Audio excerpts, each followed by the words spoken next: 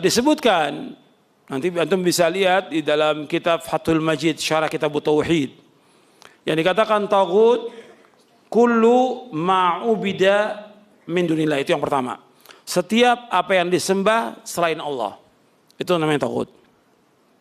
Yang kedua dijelaskan Ibnu Qayyim, ini perkataan Imam Malik yang pertama. Yang kedua Ibnu Qayyim mengatakan kullu ma tajawaza bil abdu min ma'budin au matbu'in au muta'. Setiap yang dilakukan oleh hamba dengan melewati batas dari yang disembah, yang ditaati atau yang diikuti. Ini namanya taghut. Kalau disembah, yang ditaati.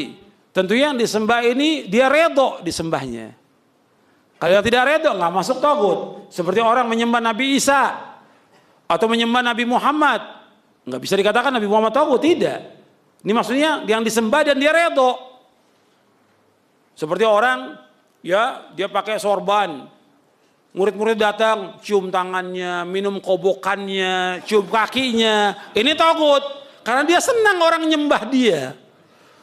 Banyak gak seperti itu? Iya. Orang datang pada dia sampai ruku dan sujud, dan dia senang orang seperti itu. Ini taghut yang seperti ini, karena dia redho dengan perbuatan itu. Kalau dia nggak redho, nggak masuk ke dalam itu. Nabi Isa disembah, redho nggak Nabi Isa? Tidak redho, nggak masuk taghut. Yang redho, jadi orang disembah atau yang mengajak orang untuk menyembah dirinya, ini taghut. Orang yang berhukum dengan selain hukum Allah, taghut. Dukun-dukun, tukang sihir, taghut. Iblis laknatullah, taghut. Seperti yang dijelaskan oleh Syekh Muhammad bin Abdul Wahhab dalam kitabnya Al-Usul Ats-Tsalatsah di bagian akhir. At-tawaghit katsirah, ru'usum khamsah, kata beliau. Bahwa taghut itu banyak sekali, pokoknya ada 5. Yang pertama iblis laknatullah alaih. Ini taghut, iblis. Yang kedua yaitu orang yang dia mengajak orang untuk menyembah dirinya. Man da'a ila ibadah nafsi. Yang ketiga yaitu man ubida wa huwa radin, barang siapa yang disembah dan dia redho, ini taghut. Yang keempat yaitu tukang-tukang sihir, dukun-dukun, ini taghut.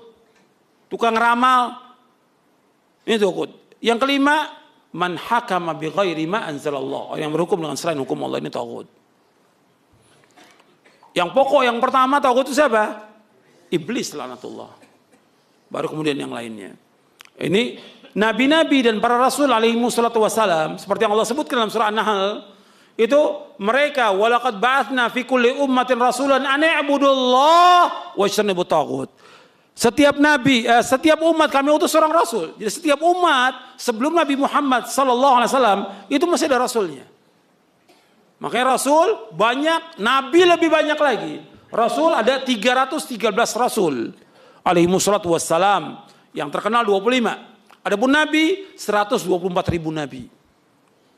Nabi itu ada 124.000 nabi.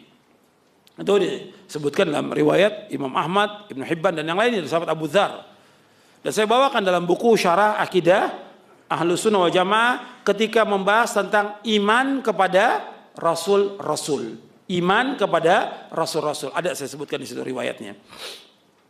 Jadi rasul-rasul dan nabi-nabi alaihi wassalatu semuanya mengajak umat untuk mentauhidkan Allah. Beribadah hanya kepada Allah. Mengikhlaskan ibadah kepada Allah, menjauhkan segala macam perbuatan syirik, penyembahan kepada patung, pohon, batu, kubur, jimat, kemudian juga kepada bintang, matahari, semua ditinggalkan.